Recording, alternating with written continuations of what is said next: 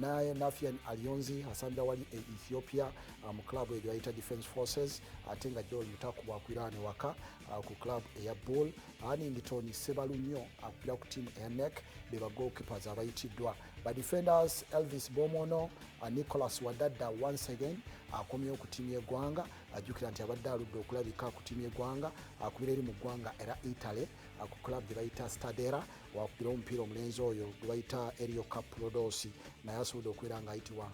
ono mulenzi Wadada yali ku club ya Vipers. Then Tobe Sibic waliwo Hilale Mukundane,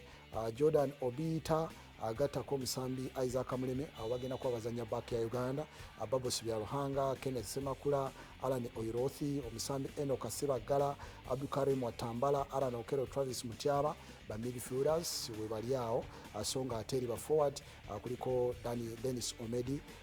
Kim Achiwanuka, Shafiki Nana kuikiriza,